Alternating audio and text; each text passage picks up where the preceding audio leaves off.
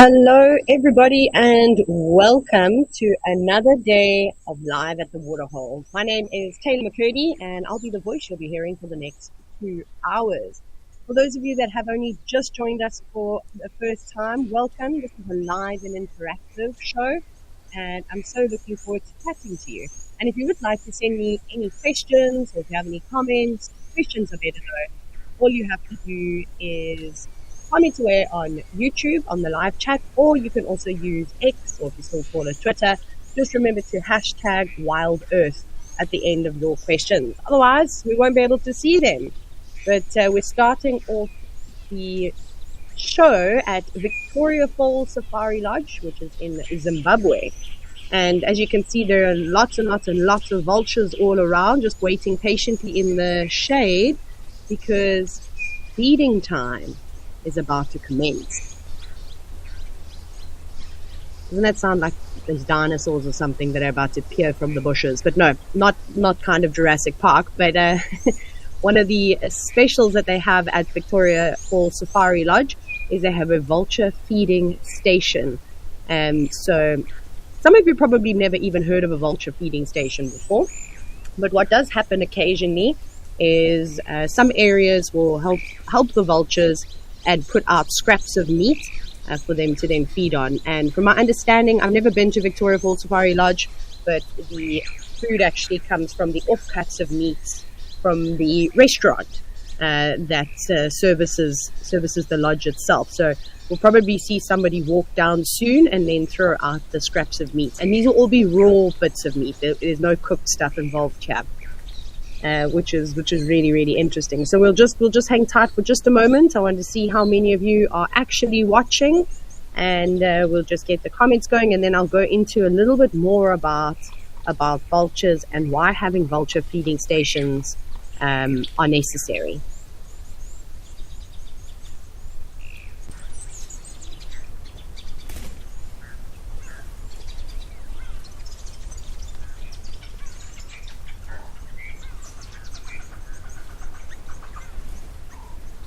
Can even just see a few more vultures flying in. I'm sure they know that something is up. But before I get into all the hellos and that type of thing, let's quickly go and check out what the weather is going to be at the various locations.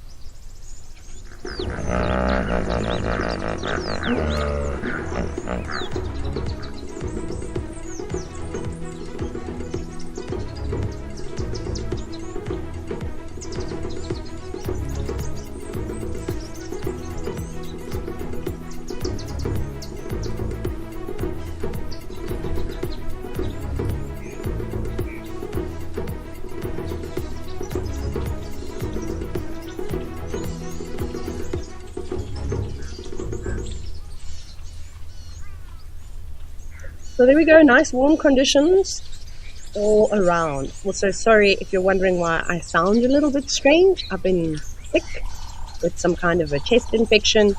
Yesterday I didn't have much of a voice, but at least it is back today, just in time. But I see that Darcy Miller, you've said hello Taylor, and Tucker. Tucker's my dog. He's very unimpressed with me right now because he's not gone for a walk yet today, so I'll have to do that after the show. Catherine, you've also jumped on. You've said hello, Taylor. So it's so great to hear from all of you. I'm also just going to keep an eye on the YouTube chat too. We've got Troy Stoker. Ants has also jumped on and said hello. We've got Janine. And yeah, there we go. A couple of you. Wonderful. Awesome. Welcome, welcome. Here we go. Here's the man. This is the best friend of all the vultures. I don't know if I would like this job. For those of you that don't have a strong stomach, you can imagine this will probably be your worst nightmare, right? So everything is brought out, as you can see, in a container. And it looks like, oh my goodness, look at all the poor vultures descending on this gentleman. That is insane. That is crazy. Look at them all coming in from every corner of your screen. And what's sad is that you can't really hear their wings flapping. They make such a noise. Oh goodness, one vulture just crash landed. But that's also about right. You see, it's difficult to see. It looks like he's just unpackaging packets. That's obviously where the meat is, and making sure he takes away all the plastic with him, just leaving behind the meat. You can see it's not an obscene amount of food. This does happen every single day at 1 o'clock. And now he's gonna quickly get out of there before. Oh my goodness. And vultures can be so clumsy when they fly. Be careful that one doesn't fly into you. Look at this frenzy. Right, so there's a whole host of vulture species here. Again, it's tricky to see, but I imagine that there's lots of hooded. I can see some whiteback vultures. I can even see a marabou stork over there. There's often marabou storks around. There most certainly will be lappet-faced vultures here. And if we're really lucky, we can keep an eye out and try and spot a white-headed vulture, but we are a bit of a distance away, so it's not easy. But you can see them all scrapping right now, just in front of us, all desperately trying to get a little piece of flesh.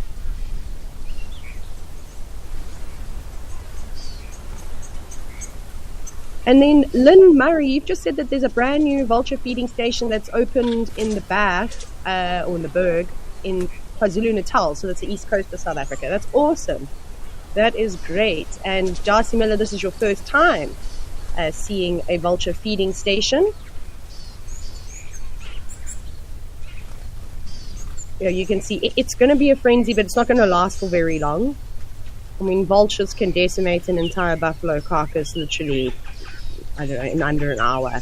If there were this many, they'd eat it so quickly and just leave the skin and basically the shell of the carcass. It's unbelievable how they're able to do that. Look at the big marabou storks as well, flying over. They don't seem to want to get into the mix of the chaos. So, of course, these vultures are very capable of flying, and they can go off in search of food of their own. But of course, if there are little scraps that are placed for them, they're going to choose that. But there's not enough food here that would sustain them permanently.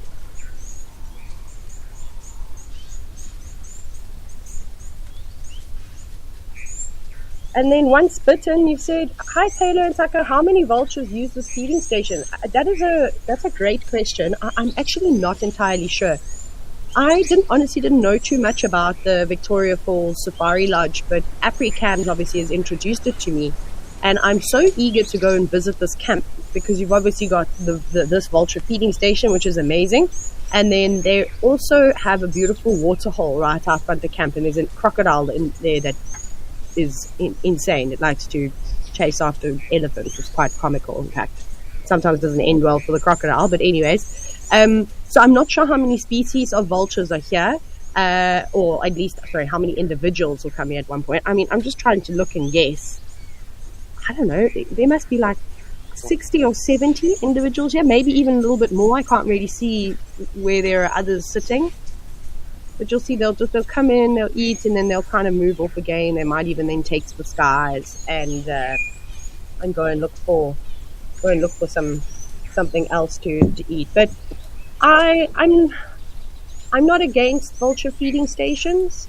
I am against, of course, obviously feeding wild animals food. But the reason why I'm not so against something like this is that, unfortunately, all vulture species are threatened. Not even just vultures in Africa, vultures all over the world.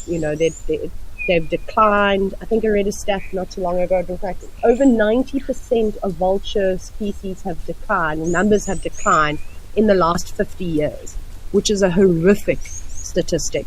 Power lines play a big role in killing vultures. Poisoning of carcasses is another one. So these are all man-made reasons as to why vultures are not surviving. And then something else that causes huge effect, again, not just in Africa, but also all over the world, is a pesticide known as DDT. Some of you may know it. It's banned for the most part in most of the world. And it was banned in South Africa too. But they still do use it in areas where there are malaria. Apparently it's a very low dosage, hey, but you never know. but you're not allowed to use it on crops and anything like that because of the effects of it. So animals will, in their environments, will feed on plant matter, and for example, say if DDT has been sprayed, next minute that animal dies, vulture then starts to feed on it, other animals will eat it and also die. But what happens with the vultures is that they don't die, but it affects the way that they metabolize calcium, essentially. And we all know why calcium is important for birds, right? Especially for females that need to lay eggs. And what this does is that it causes the thinning of the eggshell. So the vultures will still reproduce and they'll lay eggs, but when it comes to incubation and the birds being quite large, those eggs crack or pop really easily. So that caused massive effects. And I can just talk from experience from where I live in South Africa, where I used to live in the Eastern Cape. It's a really, really big problem. And most of the Cape vultures went locally extinct.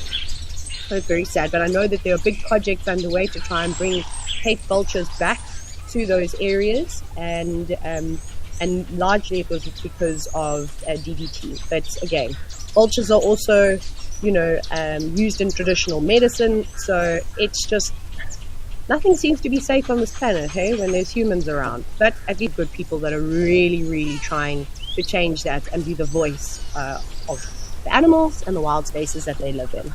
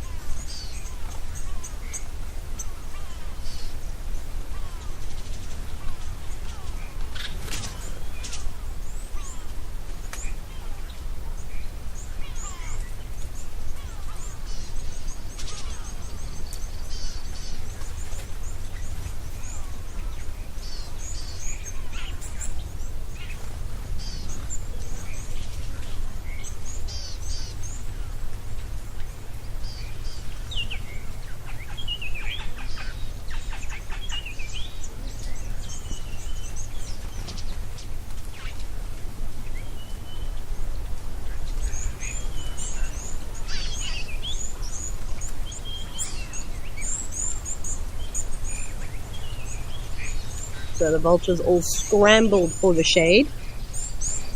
But if you just think about the offcuts from a restaurant and how much, they're actually throwing away, it's not that much. And it's every single day. So it's a great way to, of course, dispose of organic matter.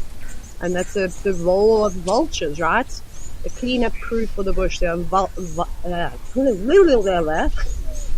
that's a great tongue tie for this morning. They are hugely important to the environment, as most of you know. Without them, we'd be in a lot of trouble. There'd definitely be more zoonotic diseases around. So these are diseases that can be spread from animals to people and vice versa. So without vultures, we would, I don't know, live in a very different world. So I'm quite thankful for them. They're also so fascinating. Something that I highly recommend doing if you have the opportunity to go on a safari, or maybe you just keep watching this camera all the time. That's obviously also another idea, is watching the hierarchy between vultures at a carcass. And this actually is a question from Catherine. Catherine has said, is there hierarchy amongst the different vulture species? So absolutely. It's so interesting though. So, you know, we always talk about size does matter when you're out in the bush, right? We look at an elephant. There's not much that messes with an elephant, except this crocodile here that lives in a small hole, which I'm sure we'll have a look at some point. But the bigger you are, the kind of like, you know, more status you have. And this goes with vultures too, but for a number of different reasons. Not just, let's use a leopard-faced vulture, right? They're really big, and everybody demands their respect, but they've also got big, powerful beaks. We look at something like a hooded vulture, which will most likely make up quite a few of the vultures that we've been seeing. They've got much smaller wings, they're much smaller in stature, just in general, and their beaks are not very robust at all. But those beaks are good for getting out eyeballs, and I'm going to be it might seem a bit gruesome, but not really, because it's just how these animals eat and feed. And any of the softer tissue, so, you know, sort of around the nether regions, it's very easy for a hooded vulture to tuck into those. But if there's no one else around, no white-backed vultures around, for an example, the hooded vultures are going to be in trouble. They're not going to be able to break open the tough hide of a buffalo, for an example. So then you get these birds of vultures that have got much more robust beaks that will come in and actually open up carcasses. So we don't always see lots of leopard-faced vultures. It really just depends where you go. Like if you go up into East Africa, you tend to see quite a few leopard-faced vultures in comparison to in South Africa. And so the white-backed vultures, and then even the Waterhole vultures, again in East Africa, you'll see doing a lot of the work of opening up carcasses if something else hasn't, like a lion or hyena or something along those lines. And then, yes, then the scrapping starts. Like, I was surprised that there was very little vocalization, because that is insane to hear. It's what I think we all imagine dinosaurs to sound like.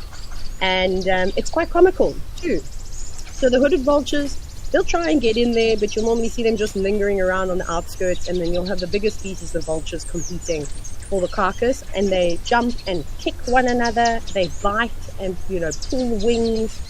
It's amazing to see. There's nothing peaceful about the frenzy of vultures at a carcass.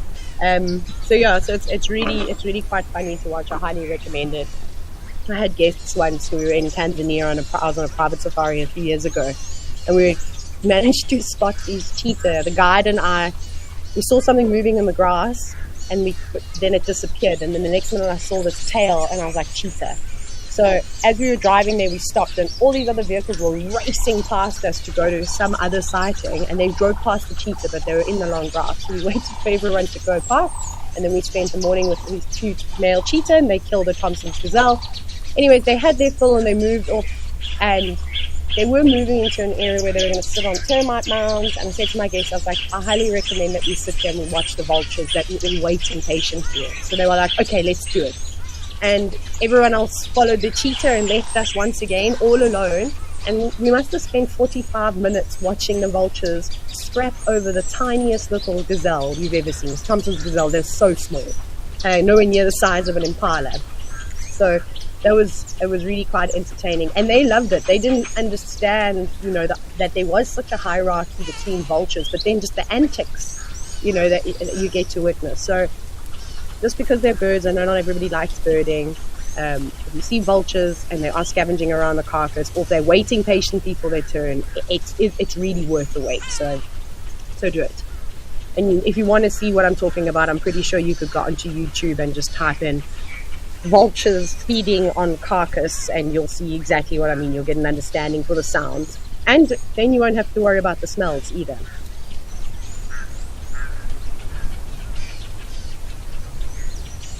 And then Lady Macbeth, you said that you need a lappet-faced vulture to open a carcass. That's actually not true.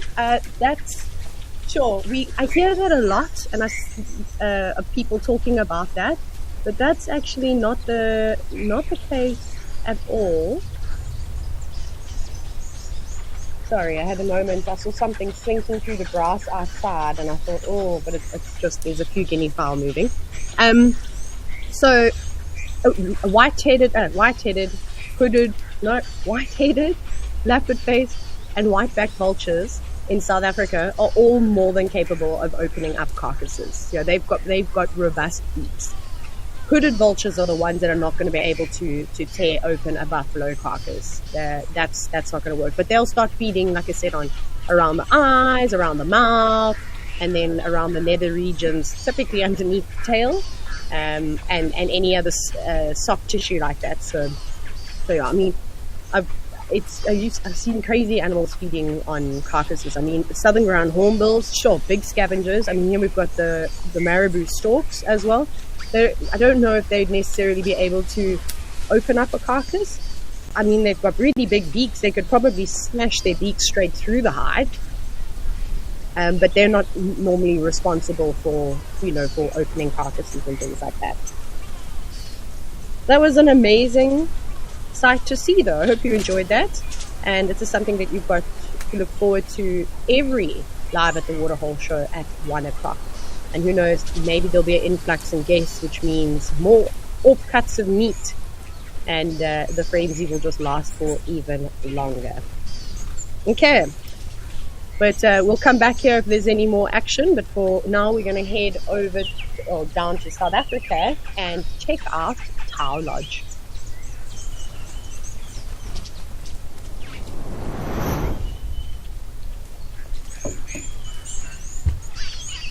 Wow.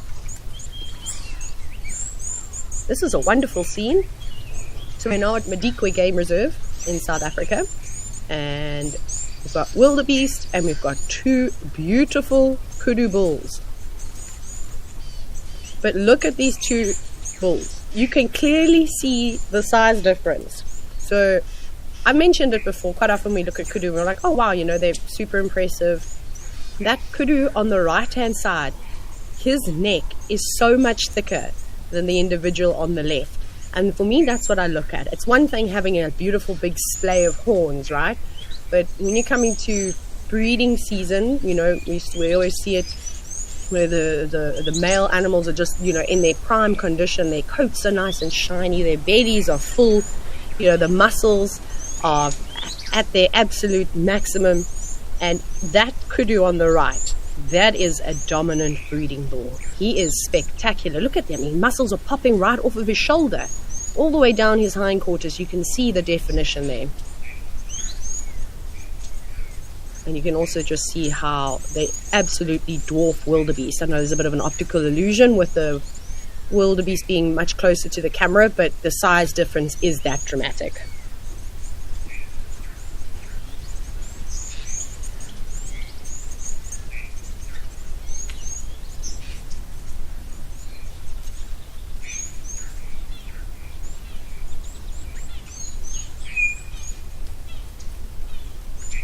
I've been seeing lots of kudu as well in the estate that I live in.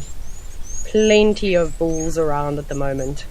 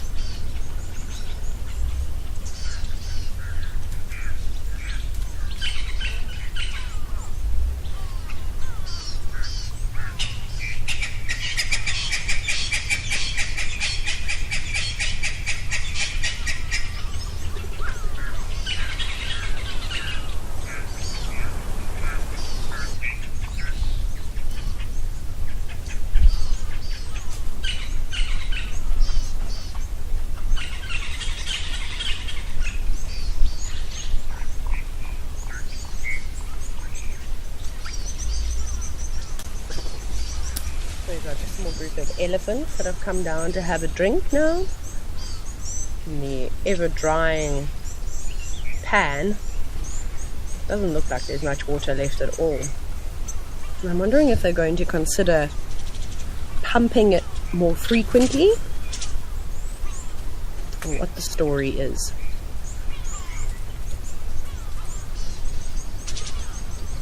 But it's looking rather sad. Although the clouds, as you can see, it's not particularly sunny. It's quite overcast.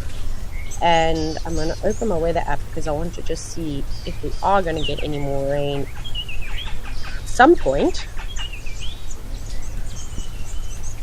So what I do is I look for any big weather systems forming between Madagascar and Mozambique. And that's what we need. We need some big cyclones to come from that side and then kind of into Mozambique, and then for the most part they normally fall down over, they go into Zimbabwe, they even go into Botswana and come into South Africa, and that's when you can get some big rain. But it doesn't look like it just yet. Lucy, you said Madikwe is a reserve filled with wonderful extremes. I completely agree. Still itching to get there. At some point I will. I don't know when though, but it will happen. And Lucy, maybe you and I should go visit it together. Wouldn't that be fun? And then Canine Girl, hello. You said the scene with all the different animals is really stunning. It is. It's nice to see animals all interacting around a common point. And it's just going to get busier and busier and busier. We haven't even hit winter yet, and it's already dry as a bone. So the water holes are going to be really good this year. I do hope, though, that this means we're going to start to get more predator action around the existing water holes, as this is where the animals are just going to start hanging around. Cooksters, you said maybe some rain relief, a little something. So I obviously can't speak for what's going on in Madikwe, but just here in the Lowveld, in the Limpopo province, in Hoedspruit specifically, it's really, really dry. We've not had enough rain. We've had a couple of days where it's sprinkled, but really not enough to even turn the grass, a different shade of brown. That's how bad it is. And I walk pretty much every single day in this estate that I live in, and we don't even have any big mega herbivores. There's no elephants here, there's no buffalo. We have giraffe and we have zebra, but the populations are quite low. It's obviously a fenced estate. It's a housing estate. People like to live here. Well, not like to live here, we do live here. And with there being so few animals, the grass is almost gone, which is insane. The grass gets so tall in this area. That's why we don't often do a lot of bushwalks during the summer months, because sometimes the grass is taller than your head when you've had good years of rain. And now the grass is probably at knee height and decreasing rapidly, which is really sad. So these areas that have got high density of these mega herbivores, these bulk grazers that just feed and feed and feed, they really are going to take a knock. I'd love to, I haven't actually been watching the drives, the live safaris, but I should go back and watch, because I'd love to see what the Sabi Sand is looking like at the moment. I'll be back on a safari in June, and I think there's going to be nothing left. I think it's going to be pretty good game viewing though. And then I'll be at Ngala on the weekend, next weekend. So we'll see what the bush looks like there too, but not expecting too much in terms of greenery. And then Lady Macbeth, you've said that it's interesting because in Cape has been more rain than usual. Yeah, KZN has had some good rain for the last few years, since the sort of break of the big drought. Was it going into 2019? We had some really, was it 2019? Yeah, 2019, the beginning of the year was good rain. And then 2019 going into 2020, it was even better. We had those big cyclones. And then Liverpool Bird, you said, are there crocodiles at this waterhole? you're going to think I'm talking absolute nonsense, but yes, there are, and there are normally plenty. However, with the water, what's wrong with me now? Receding. I don't know where the crocs have gone. I mean, crocodiles are also really amazing. They can also estivate, so they can just, go completely dormant in some mud somewhere if they really want to. That's obviously the advantage that reptiles have. So they're probably lurking here in and amongst this greenery, all the grasses and all these channels. The channels are deceiving. They're a lot deeper than you think they would be, because the elephants have typically been walking through, or you can see how the mud has been stirred up. So they've created fairly deep channels. So there are crocs. This is where we typically have our best crocodile sightings. But I'm not sure if some of them have moved off. Crocodiles will move. If there's a shortage of food in a particular area, there's just too much competition, or the water is receding, they have to make alternative plans. And I saw this crazy video, I think it went viral on social media not too long ago, of a monster crocodile. It was so big. It's amazing just to see how big these crocs can get, and especially when they're out on land. And it was people, I think it was in the Kruger National Park, and this crocodile went underneath someone's car. I don't think they were near water. It was on the road. This crocodile just thought, this is the route I'm going, underneath the person's car, and then walked out onto the road. It's spectacular. You should probably find it. You can find it somewhere. So we'll see if we can find any crocodiles. But I don't know where the next closest waterhole is to this one. Not that they would affect a crocodile. Crocodiles can travel huge distances on land. They might then go tuck themselves under a bush, rest a little bit, and then continue at another point. And for the most part, you see crocodiles moving around at nighttime, rather than necessarily moving around during the day when it's very hot. And then Peter, you've wondered if we have any cats here. So Madikwe is home to a variety of big cat species. Leopards are quite elusive, but they are around. Lions will be the most prominent big cats, and then of course they have cheetah as well. We've seen lions, I've seen lions who are on basically right at the back on the tree line, just hanging about. We didn't really get a great view of them, so they do come through here. And that's why I was saying, Peter, with the way that this year is going, the fact that we are about to enter an extremely dry spell, we don't have much time left. It's kind of April is really the cutoff in South Africa for decent rain. If we don't get any big rain now, then we're going to go into a very dry year. And I've looked at the predictions and the forecasts, and it says that for the most part of the northern parts of South Africa, central and northern and eastern parts of South Africa, it's going to be an exceptionally dry year. Oh, and then Diane from the UK, you've just messaged and said that the crocodiles were here yesterday. Yeah, so they're probably just lurking in the water somewhere. But again, when there just gets too much competition, they're going to have to move. And everyone's just taking a moment. The elephants also just relaxing, not up to too much. But taking care of business. You said that you read somewhere that crocodiles can go 2 years without eating. Sure, that's a very long time for a crocodile to go without food. There's this old wives' tale that crocodiles, that you hear it all the time. Crocodiles only need to eat once a year. This is also not true. I'm pretty sure that stems from the migration, the massive movements of wildebeest, zebra, and a bunch of other animals that happen between Tanzania and Kenya specifically, where it's crazy to see. You go outside, you go in summer, you look at the crocodiles, and they're like, oh, they're big crocs. And as soon as the migration arrives, say in Kenya and around the banks of the Mara River, for argument's sake, in June, by the end of June, beginning of July, those crocodiles have doubled in width. It's insane. It's just crazy. So they gorge themselves because there's the opportunity. But crocodiles will eat whenever there's an opportunity. They don't have to have a big meal. They catch lots of fish. They eat birds. They'll eat anything, terrapins. Eat all these little small bits of sustenance, keep them going. They don't need to have large meals all the time because they're reptiles. And they need the sun, they need warm ground or rocks to help regulate their body temperatures, which also means that they can slow their metabolisms right down and not use as much energy as, say, something like a lion or an elephant or a wildebeest, for that matter of fact.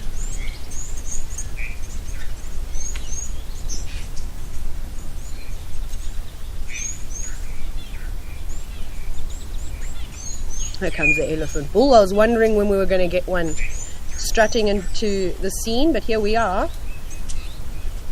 No one seems particularly interested in him at the moment, though. You can see none of that cow with her trunk on her forehead is not really paying him too much attention. Kind of just walking away from him. But he's reaching his trunk over to have a sniff. He'll be able to pick up all sorts of information: her age, her reproductive status.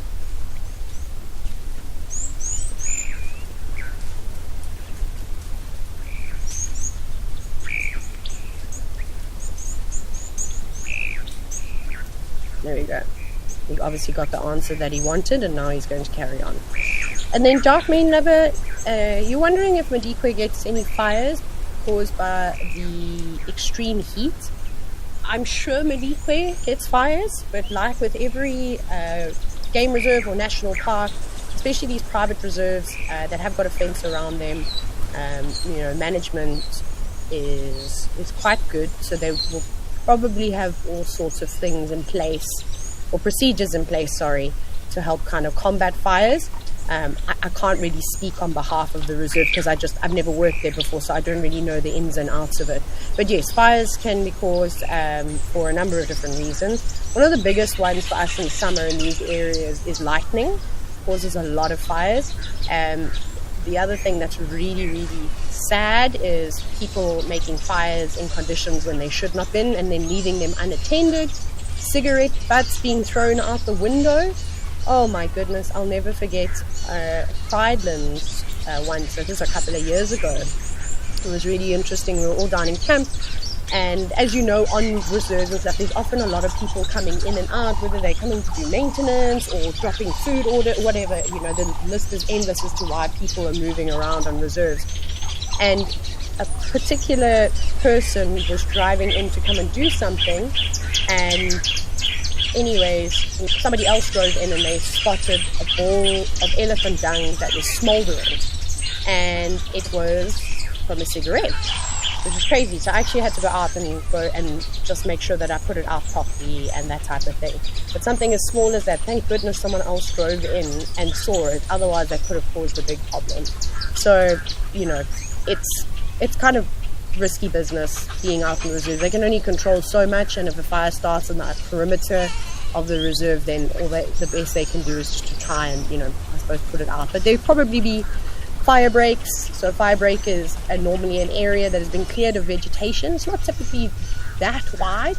Think of a single lane of a road, and then it will be dragged. So ideally it almost needs to be like sand, nothing that can burn, that can try and stop the fire. Of course, if it's a big fire, the flames can jump straight over that. I mean, you watch flames jumping over double lane highways, which is crazy. And if you don't believe me, go and check out some of the big fires in Australia and even in the States and around California. You'll see exactly what I'm talking about.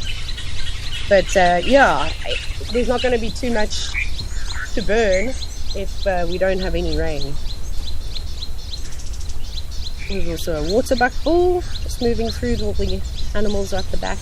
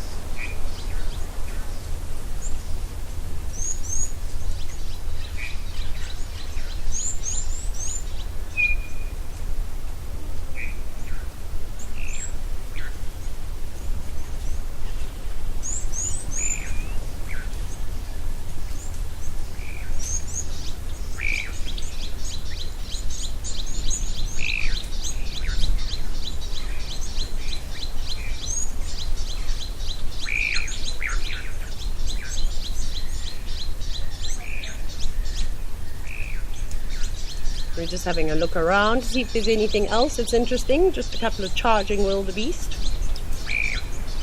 I had such a chuckle now. I saw there was a comment on a question from Ants, and I can't remember exactly what you said, but you had said something about, what do I think the different species are discussing at the Waterhole? Can you imagine? I think the Egyptian geese are just really angry and upset all the time and cannot understand why everybody is invading their space, because obviously they claim ownership of anything near and around the water. The elephants, I don't know, constant bickering about who gets to drink from the pipe when they can find it, all the fresh water comes from. I think you could go on and on and on and be quite comical. A canine girl, you're wondering, the really large horns on antelopes, it helps protect them, but does it hinder them when running through the bush from predators? I can see why you would say something like that. So animals that have got long horns, so for example like kudu, because they're right here, what's really interesting is, yes, they prefer to live in denser vegetated areas, right? So, you know, their whole life they've had training on how not to get entangled in the bushes. But when they run, they tilt their heads up, so their noses go up, which means that their horns then almost lie flat against their back. Not quite, but you get what I mean. And so that allows them to sort of dodge and navigate through the vegetation without getting stuck. So I'm sure at some point they could get entangled with it, absolutely.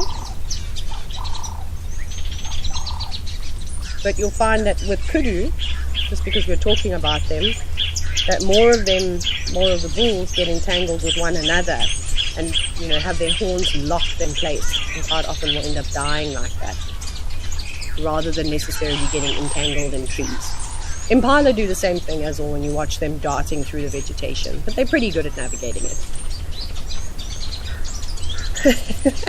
And then Soul Shatter, you said the zebras discuss how they're going to kick each other and if they don't get some personal space while they're drinking. Absolutely. It's probably one of my favorite things to do is watch zebras drink around a waterhole, and especially a small one. There's always entertainment. When I was just in Botswana, it was so funny watching the zebras around the pump pans and Khadi salt pans especially. Oh my goodness. Firstly, there were just so many zebras that you couldn't make out the front end from the back end. Yeah, so it was just chaos. It made for great photography though.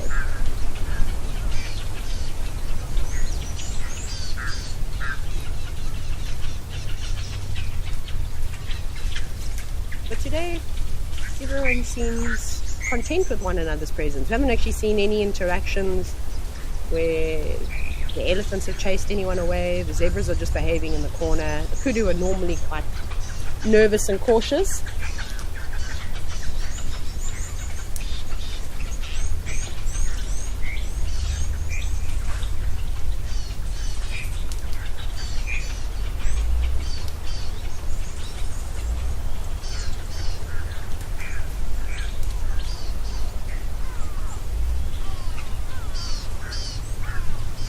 Moonbeam, you're wondering what is the white stuff in the background. So if I'm not mistaken, it's calcrete.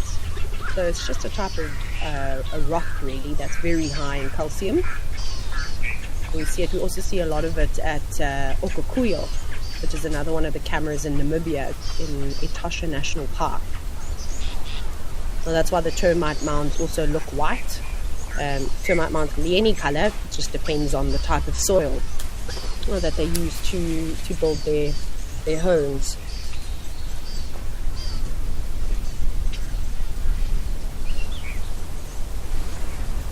And then another question from you is, what is the easiest way to remember what animal is which? Just practice, really. I suppose if you have a field guide, especially one of African mammals, that would help. And then kind of go from there. I mean, so we always talk about identifying features as the most important thing, and in order to be able to do this, you need to understand what the identifying features are of an animal. So I'm going to use myself as an example, right? I've got blonde hair sometimes, depending if I've been to the hairdresser or not recently. I've got blue eyes. I've got tattoos. These are all identifying features. You could even say I'm quite loud, but in terms of physical characteristics. So zebra, I think, probably one of the easiest animals to identify because they have got black and white stripes. They kind of look like horses, right? So you just have to understand the identifying features. Maybe it's a different antelope, for an example. Maybe it's something like a common duiker, and now you're like, okay, I know it's an antelope, but what is it? And you can say it's small. It has these big preorbital glands. It's got these. If you can Google what a preorbital gland is, it's basically these little glands, but they are like almost looks like incisions just below their eyes and on either side of their face, essentially like a ridge of your nose, almost. Think of it like that. And females have got a tuft of hair in between their ears. Like, these are all identifying features. So you'd need a book and then kind of just go from there. And then you just page and page and page, and you look at different pictures of different animals, and that's how you learn it. There's no real secret, unfortunately. And then once you have a basic understanding, the other thing is that certain animals occur in certain areas. For example, we're not going to see an okapi here at Madikwe, or we're very unlikely to see a tiger. So then you just learn what animals occur in that area. So that's kind of like the next step. But I hope that helps. But here we might get some zebra action. You can see one or two of them were kicking, but I don't think it was because of the other zebras. I think it's just the flies. You can see all the tails swishing. And there you go. You see that big stamp.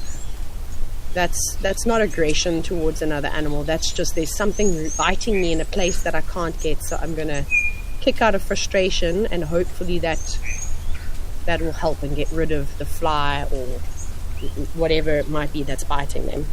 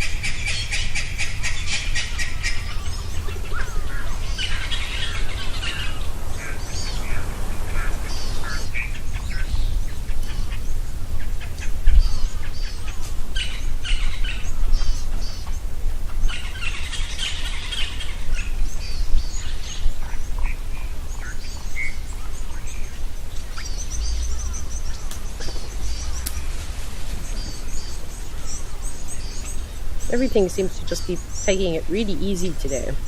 Animals slowly coming down to drink and then eventually venturing off. This is where it becomes quite tricky for animals, and sadly the drier and drier it gets, we're going to see this more frequently. But look at the impala on the right hand side of the screen. Now there's not much water here at all. You can see the darker parts of the clay are wetter. These lighter bits have dried up and are quite hard. It needs to be very careful and think wisely about where it's going to go and drink, because if it does step up too far to the left, it's going to find itself in a lot of trouble. It's going to get sucked into that mud, and getting out of it is another story. And during the dry seasons around waterholes, we do see a lot of animals that get stuck. A lot of the smaller animals, and then of course even something as big as an elephant, especially the younger elephants, can find themselves in a bit of trouble, as you'll see. So I can't understand why they're choosing to drink here rather than just off to the left, where you can see the ground is much harder and there's actual water there. Bizarre. But let's just see how far these zebra are going to go in. You can see them sinking, not too bad just yet though, and this is normally okay, but it's once they sink down in their bellies are basically touching the mud that they're going to struggle. Kind of like a car, right? When you're driving around, you go through mud, but unfortunately there's a big rut and the car is now sitting on the axle. And then you're not going anywhere, and you're stuck and you're going to need to be pulled out. But I'm just quite curious to see how deep it is and how far these zebras are willing to go.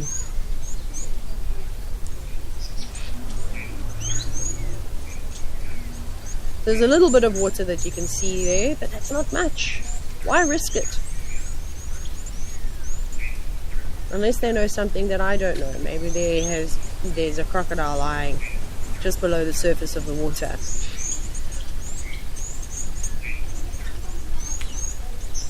Oh, look at this compromising position.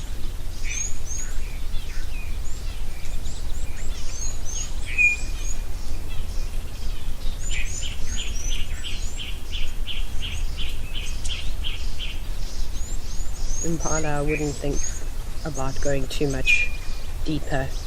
Yeah, that's a wise decision. I do sometimes question the logic behind animals. I mean, you've even seen elephants moving through here, and you watch and you see how deep they sink. But luckily for elephants, they've got really big wide feet, which definitely helps.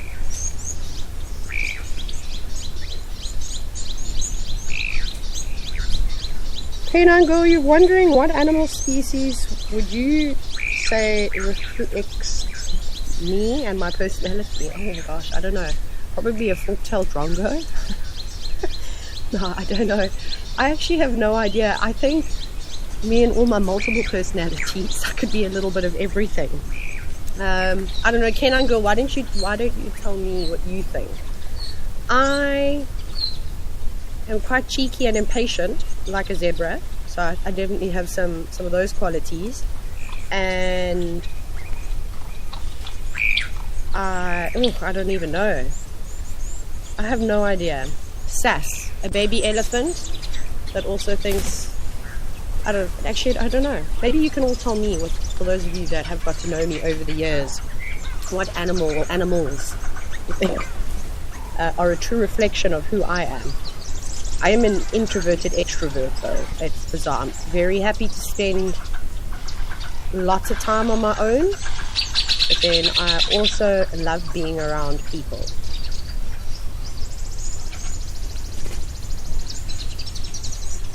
Probably a lioness too. Feisty, can be pretty feisty and stuck in my ways. No, maybe not so much stubborn, but as in I'll hold my ground like a lioness would to, if an intruding male were to come round, how they kind of all get together. I'm very much like that. I'm normally that person in the friend group. If somebody is being picked on, I'm the one that comes in and puts an end to it. And even if I don't know you, if I just see that you're being treated unfairly, I'll normally step in.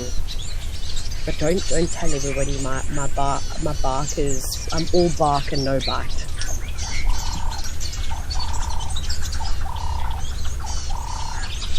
And some more elephants coming around soon. Let me have a look. Let's check the YouTube chat. See if anybody has commented.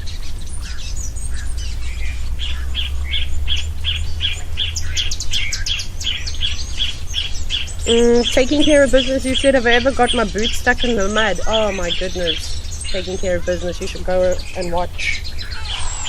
There's compilation videos involving me in mud, and they don't ever end very well for me. There's one where I fell face first into the mud in Kenya. That was spectacular. That was live as well. That whole moment was captured for everyone to see. That was funny. And then the last time I got properly stuck in the mud was in Sri Lanka. Must have been, I think it was early 2019 actually. We got stuck. We were just pushing the limits and trying to go to another area. But anyways, we got stuck. And I jumped out of the vehicle because obviously I'm going to help try and get it unstuck. And where I jumped out of the vehicle, I just sank to my knees and one of my shoes came off. I did manage to get it out though. That was fun. Case thought it was hilarious. Moonbeam Smith, you said that I have basically just a touch of dwarf mongoose. I'm a little bit skittish, but vicious when I need to be, and fast when I need to be. Very funny. And then taking care of business, you said a cheetah. My goodness, maybe I used to be fast back in the day. Now not so much. Definitely not fit like I used to be when I was in high school. Have started playing paddle though. That's fun. It's basically going to be a cult now in Hoedspruit, which is fine. I'm all for that. So that's where you can normally find me now. I don't go out very much anymore, ever. I stay at home. I go for lots of walks. I see my friends at their houses, and then we do park run on Saturdays, and then I'm now at the paddle courts in Hoedspruit. That's typically where you can find me.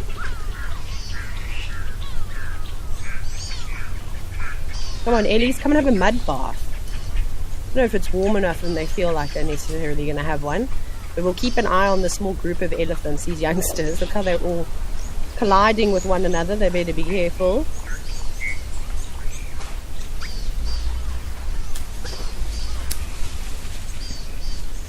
I think we might have lost Towel Lodge. We'll see if it comes back.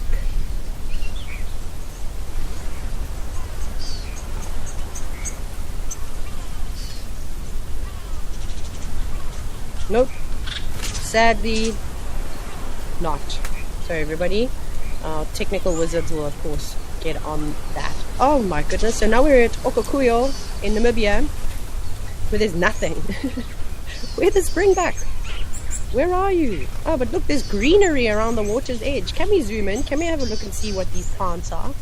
Just down below the camera. I'm quite curious now. Normally we see lots of springbuck and elephants and giraffe and gemsbok and all sorts of things in between. But because it's been rainy season, these animals could have also moved off now to areas that are more lush with vegetation. Oh. Sorry everybody, it seems like all our cameras are frozen at the moment, so you'll just have to bear with us.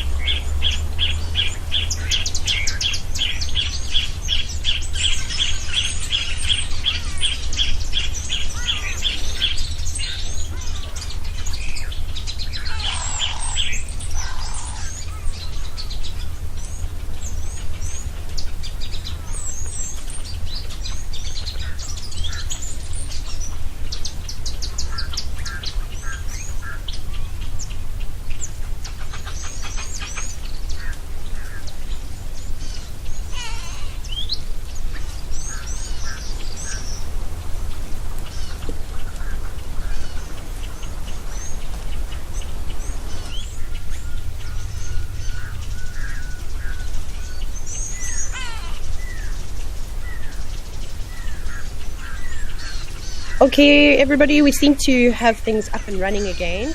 Let's go back to South Africa. We're going to go check out Rosie's pan and do a bit of birding.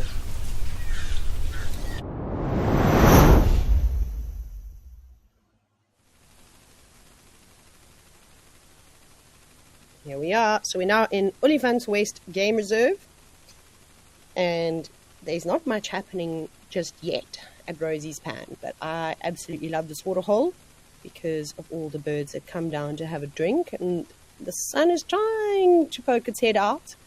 So obviously partly cloudy, so every now and then we get the breaks through the clouds, and then it warms up quite a bit. But so don't let this overcast sort of doom and gloomy weather fool you. It's definitely warm in the low veld. It's a little swallow of some kind that just dipped down to have a sip of water. Now we wait. I think, here we go. I can't tell you what swallow it is, but there are plenty of barn swallows around at the moment. They seem to be the most prominent one, but let me not even call it that. Let's have a look on the right hand side between the rock and the log. It's my favorite birding spot. We'll start there and see if anything comes down to have a drink, and then if not, we'll scan around the water's edge. A couple of ripples on the surface of the water. That could be from terrapins, fish, even frogs.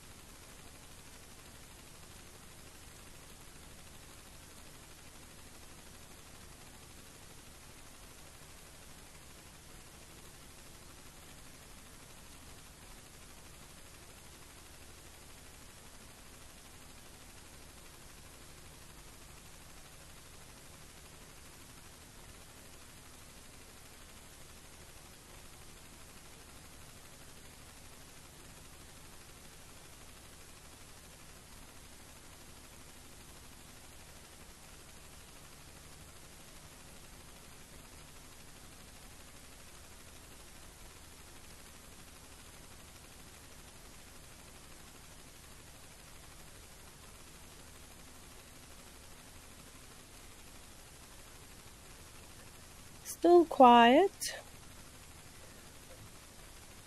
I don't know if I can hear anything on this camera. I'm not sure. We'll just check with Kulu, who is directing, to just turn the ambient sound up a little bit, because that is the only way that I can tell whether a bird party is getting closer. If we listen out for lots of those lots of chirps.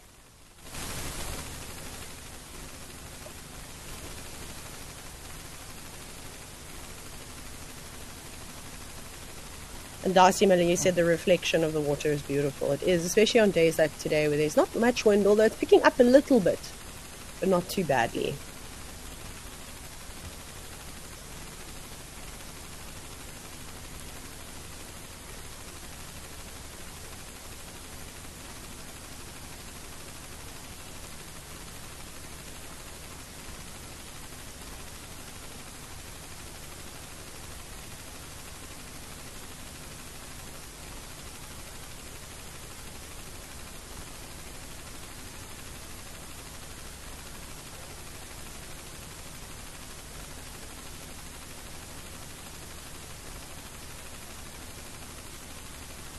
I hope we're going to get some action at Rosie's pan. This is normally the saving grace.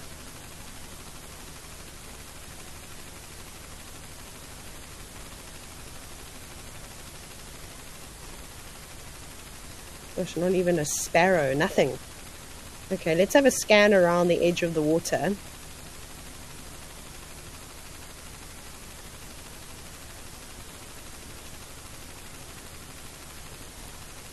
Maybe Rosie's pan is just not where it's happening today. Okay, let's go back to Tau. It seems as though the camera is back up and running.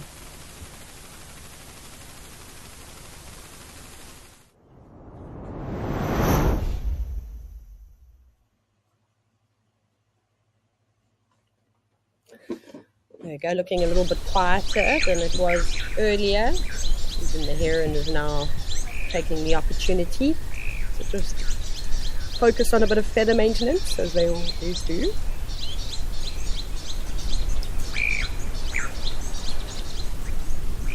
There's a crocodile. There's 2 crocodiles. You see them? There's one just to the left of the heron and between the grassy channel, and then there's another one in the murky waters just above it, moving to the left-hand corner of the screen now. See, they are here. They're just really well hidden.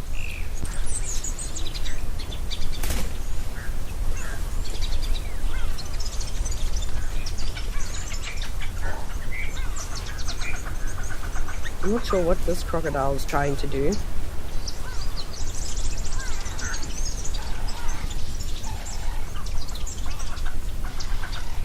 Using its tail like it's trying to push itself forward, but where are you trying to go? Are you going to bury yourself underneath the grass?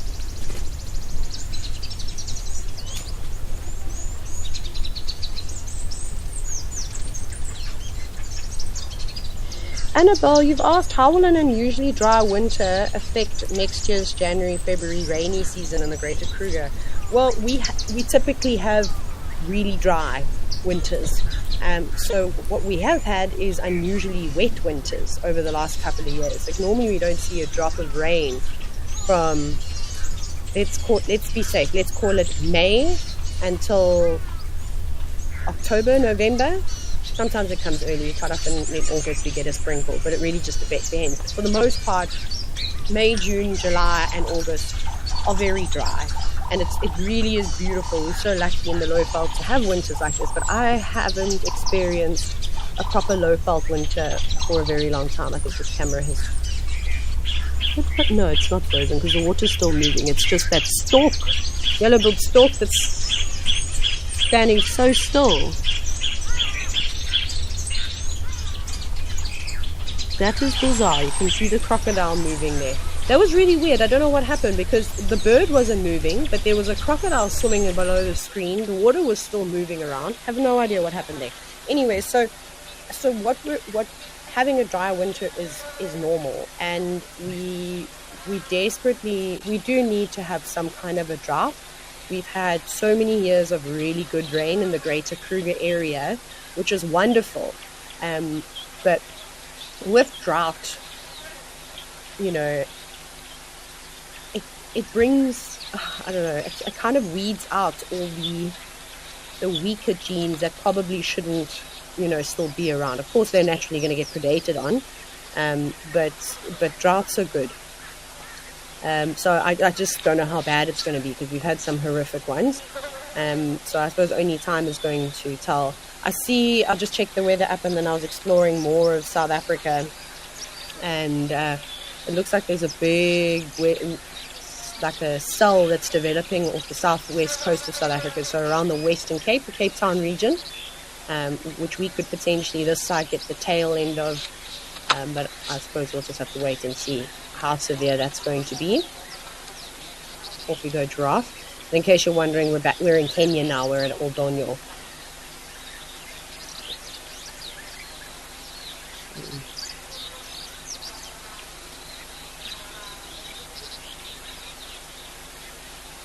I think for the animals, though, they'll be lucky in terms of a drought for this year, especially the Greater Kruger, because the dams are filled with water. I mean, they were the fullest I've ever seen them in like the last 2 years. So I don't think that there's going to be a shortage of water necessarily, but food is a big problem, right? That's going to be the tricky thing. Don't look at Kenya. Kenya has had unusually extreme rains. Everything is looking so lovely and lush.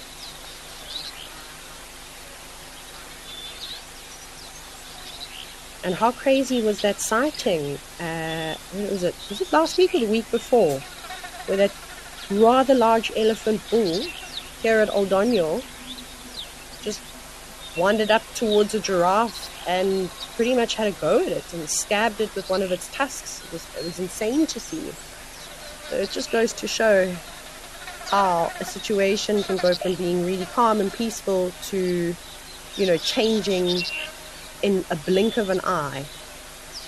Very sad for that giraffe, but I don't think it did anything wrong necessarily. It was just the elephant maybe having a bad day, took its frustrations out on the next best thing, which happened to be that giraffe.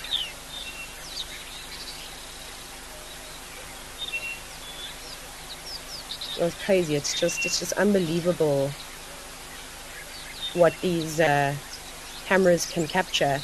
And honestly, if it wasn't for this camera and us seeing that, I reckon there would have been a lot of speculation around people saying that perhaps a giraffe would have been speared.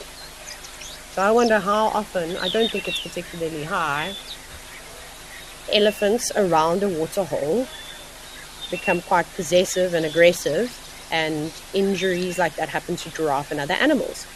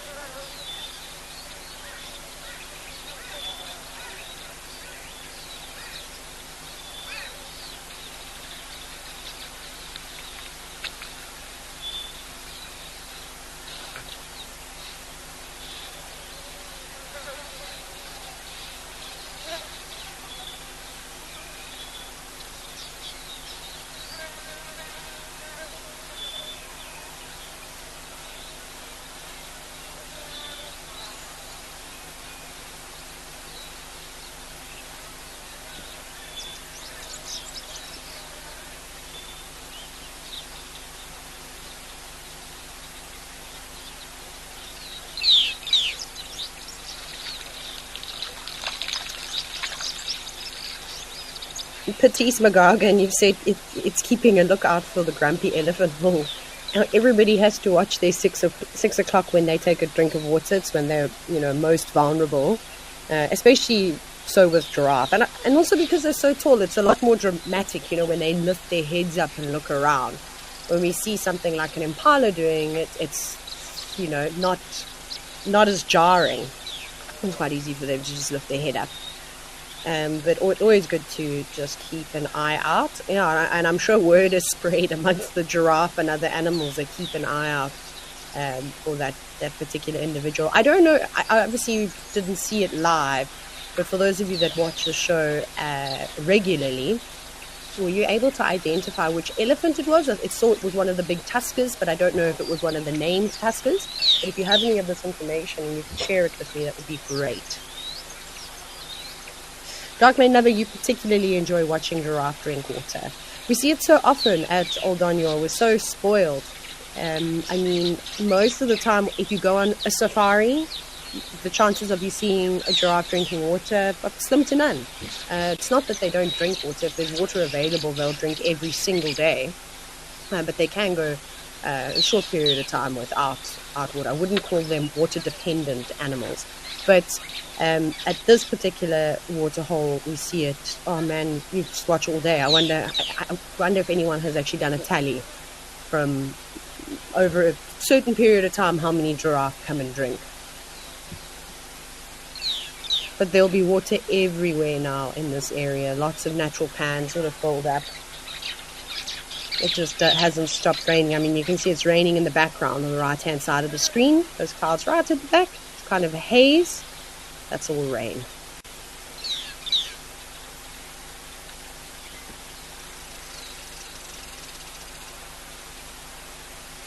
Lady Macbeth, you said that you don't think the giraffe are keen on getting their feet wet. Funny because there's some that don't mind putting their entire hooves into the water, and then like you say, others that just literally just the tips go in. And then I've also seen it where giraffe is standing in the middle of that water hole having a drink.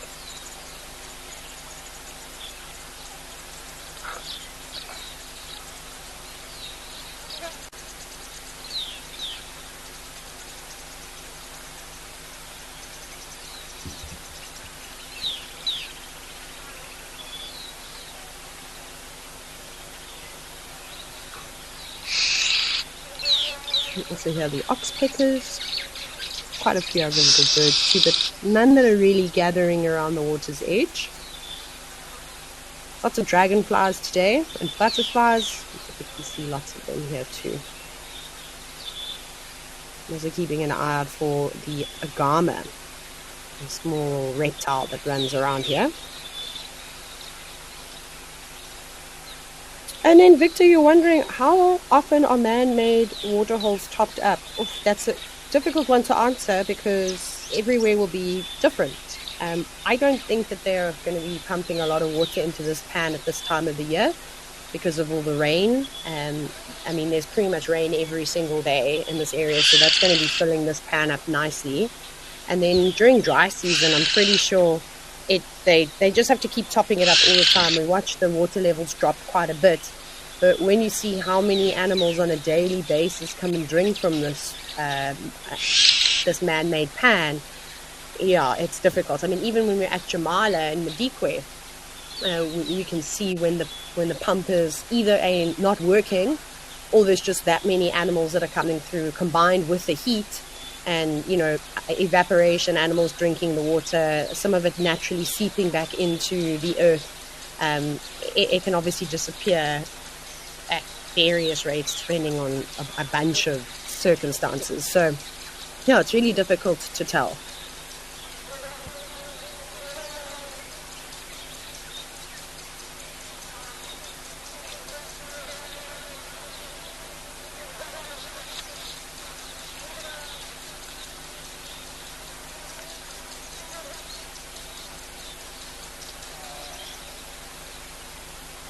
This fella has not stopped having a drink. Very thirsty giraffe.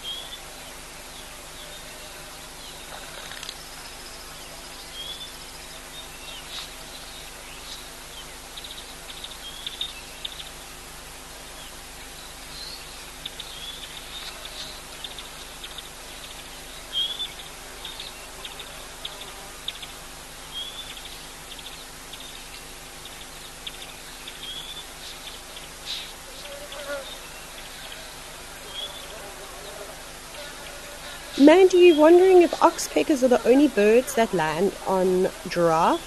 For the most part, yes. However, I have also seen lilac-breasted rollers, especially in East Africa, using various animals. I've seen them on giraffe, I've seen them on elephants, I've seen them on zebra and buffalo, where they'll use them as a perch. Just slightly different environment. Maybe not so much here in this, Amboseli, Tsavo region, because it is quite wooded. There's lots of trees and things around. But when you move into areas where it's open grassland, and when you have birds that will perch, scout for food, and then swoop down and grab something, it's difficult because in open grassland there's not always that many trees. Think of the Masai Mara and all the pictures and postcards that I'm sure you've all seen. It makes it a little bit tricky for, say, something like a lilac-breasted roller. How does it hunt if there isn't anything around? Maybe it's lucky and there's a tree that once was there and it's now just a stump, but they will exploit other animals. So by just sitting on the back of a zebra, doing the same thing, zebra's walking around, it's not, removing any parasites or feeding on the zebra at all, just simply using it as a post. So yeah,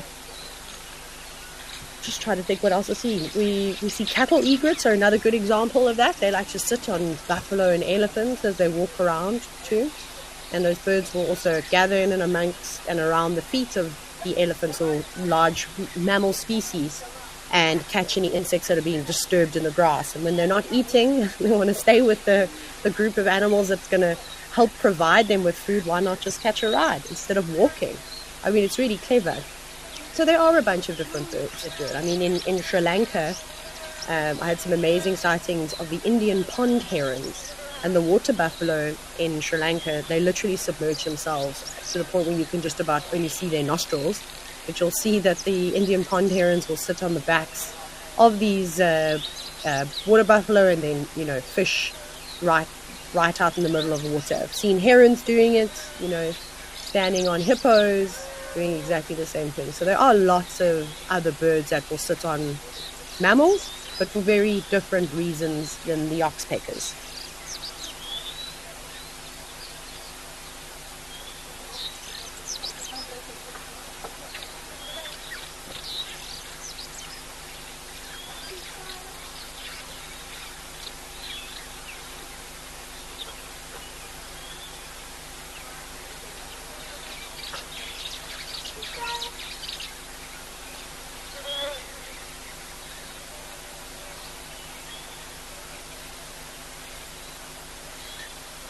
Okay, thank you, old Daniel, for the giraffe sightings. We're going to head to Mabula now and watch an elephant.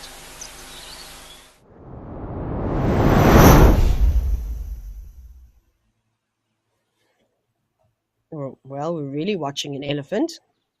This bull has come nice and close.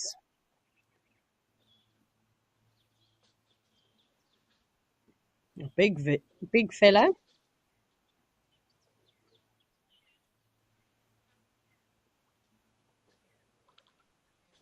Just investigating around.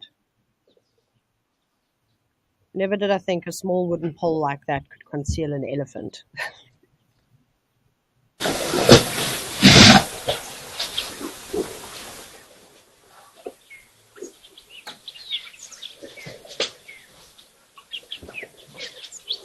Oh, there goes a little gecko. A little diurnal dwarf gecko of sorts. The kind of regular visitors on poles, on bark of trees. Sure, look at this.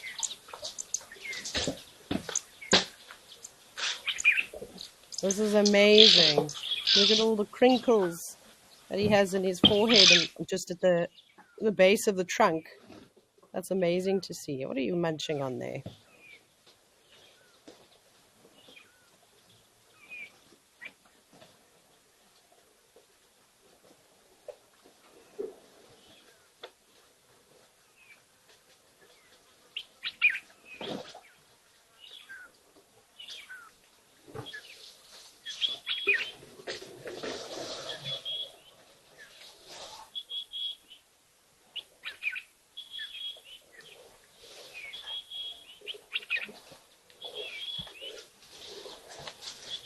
is just moving around.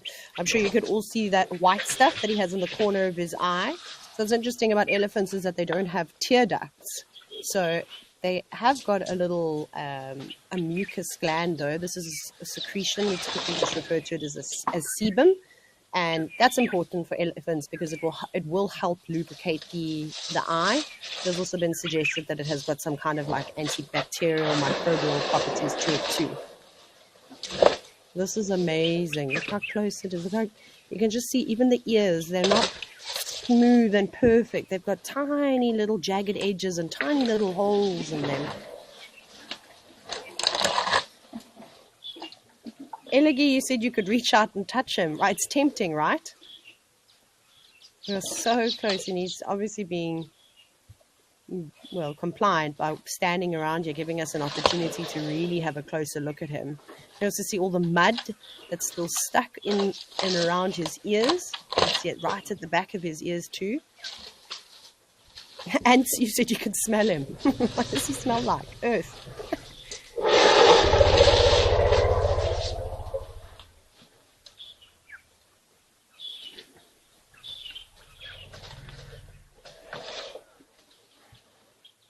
It's like going after one particular type of tree. I can't exactly see what it is. What is this thing here? I have absolutely no idea what he's eating.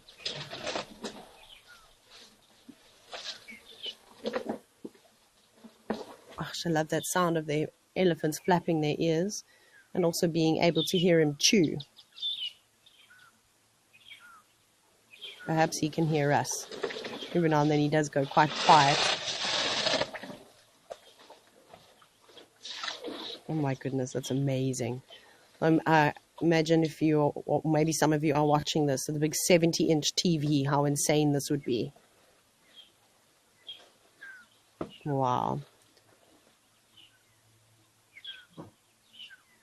That's as close as you're going to get. There's its trunk. You can see all the little hairs around its the tip of the trunk. You can see lots and lots of hairs around its sort of mouth and the lower lip.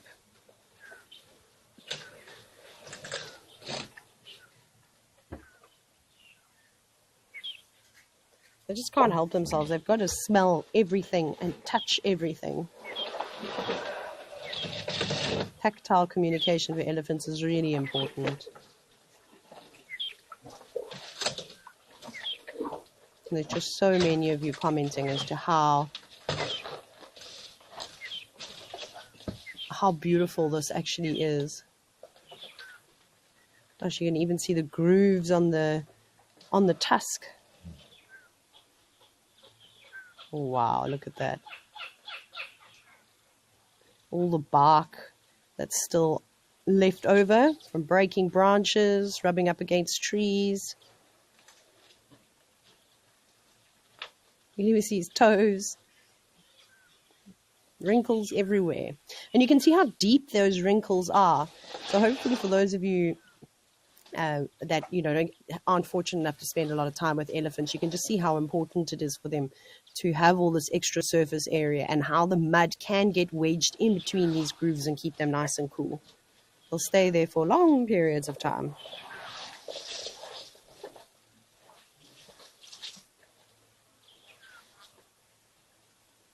Well, there we go. Taking care of business. I basically just answered your question about, you've mentioned wrinkling causes more surface area and maybe it cools or regulates heat like that.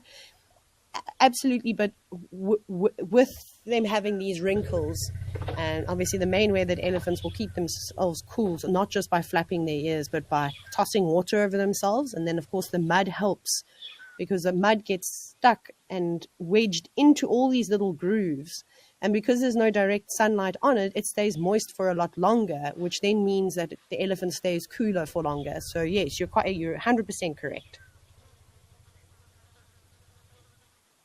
And Darcy Miller, you've said that seeing those tusks so closely, it's really amazing. Yeah, it is. They are such interesting things, tusks. I've seen lots of tusks in my life. Gosh, the more time you spend in the bush, you find broken bits of ivory all over the show.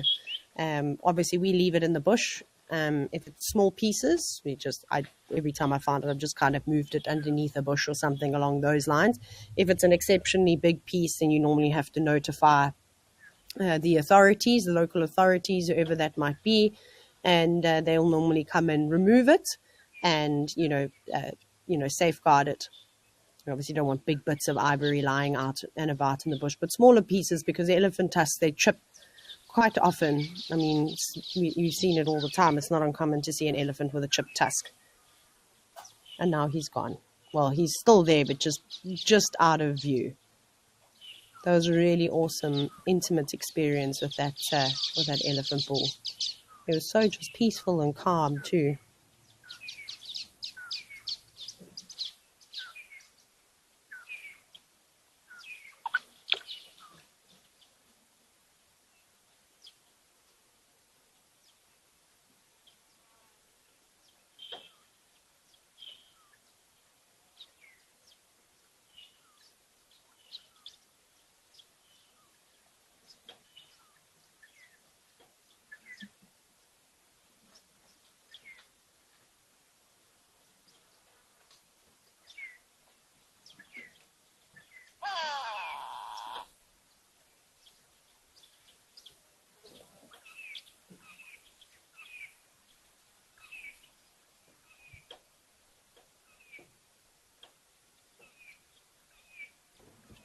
Well, that was really nice.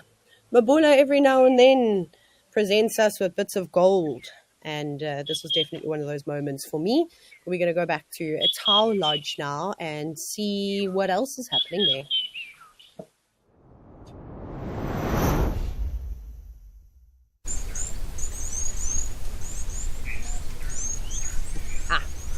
Hello, Impala. Now, how did you get there? Did you jump? You must have jumped. Oh, I suppose you could have walked. I'm just kind of standing there now, not doing much at all.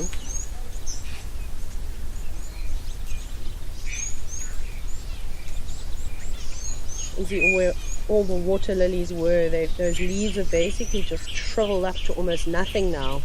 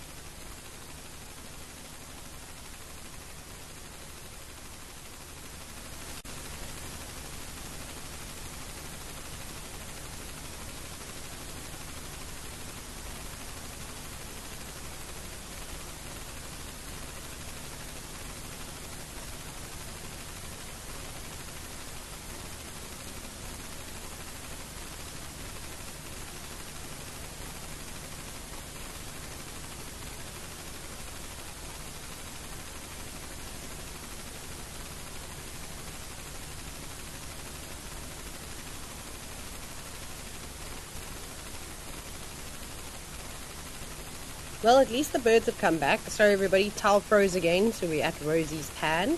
And we're looking at a grey go-away bird and also a helmeted guinea fowl that's just hiding behind the tree.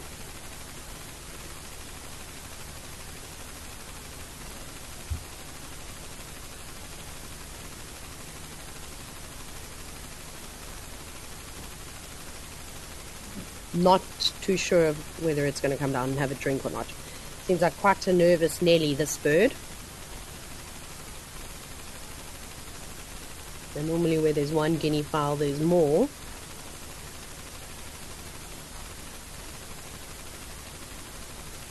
I'm just looking at that guinea fowl. Is it missing most of its foot, or did I just imagine it?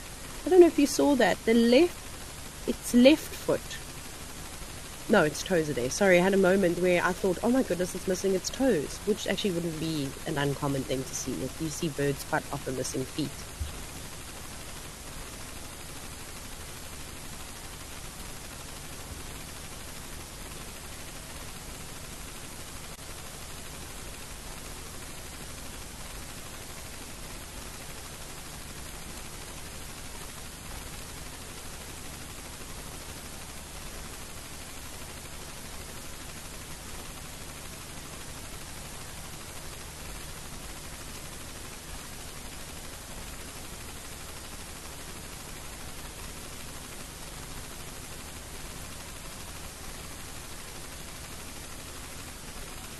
You can see the go-away birds, not sure what's in the water.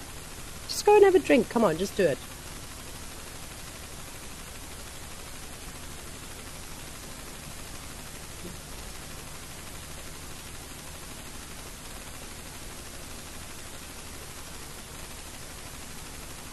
What are you looking for? Are you admiring your reflection? Oh, there we go. Finally having a drink now.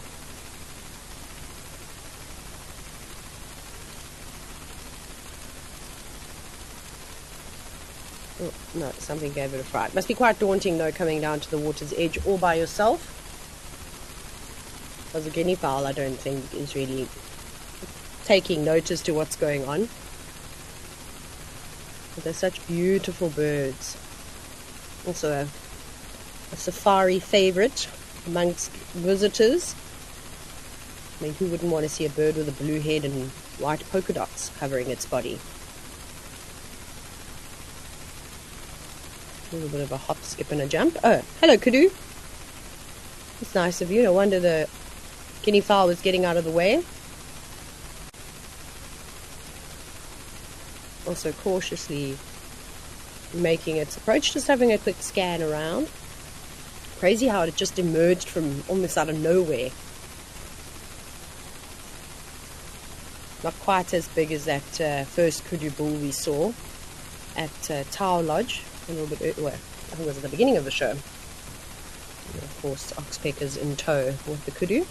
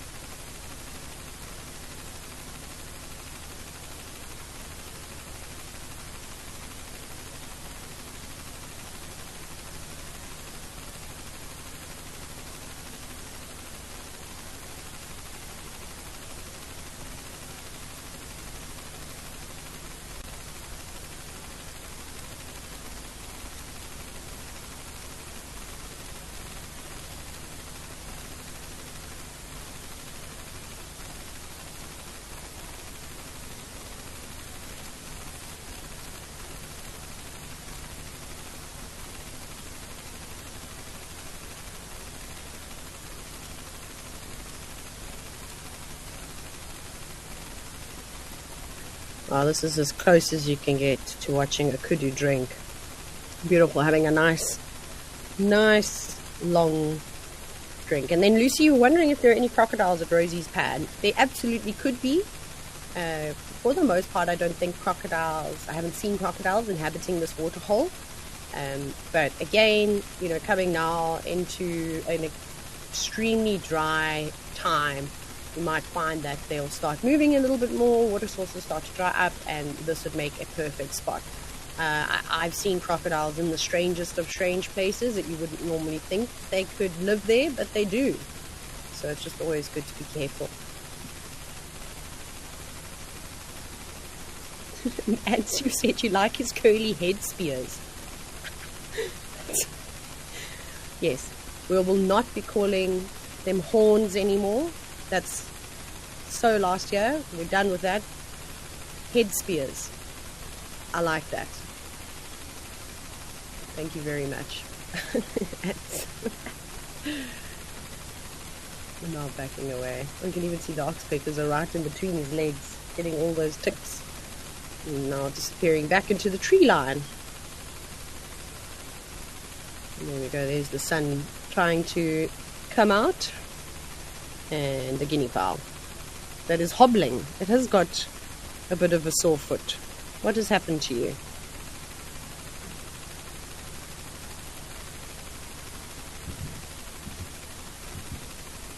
It's obviously unusual to see a guinea fowl on its own. When we do see guinea fowl on their own, quite often it's because one of the adults is incubating the eggs. But for the most part, they've all had their eggs already, and the youngsters have even joined back up with the bigger groups of guinea fowl. So I'm not sure if this one's just unable to keep up with the flock, and that's why it's on its own. It's clearly got an injury of some kind. I can't see the extent of the injury, and I have no idea what would have caused the injury to its foot. But it's not necessarily something that's life-threatening. I'm sure it will be okay. It's just the, being on your own part is a bit scary. As you can see, still looking around, even looking up for aerial predators. And you volunteered to make it a leg cast. Absolutely, if you can catch it, you can make it. But even though it's hobbling, they're fast. They're so fast. So good luck. I'll just sit and watch. I'll narrate as you run around chasing down the guinea fowl. But sadly, we don't have much time left. It's been a wonderful show. I thoroughly enjoyed watching the vultures scavenge about, and I hope you all did too. I'll be on again tomorrow. I'll be on until Friday. So have a wonderful week ahead, and I'll see you soon.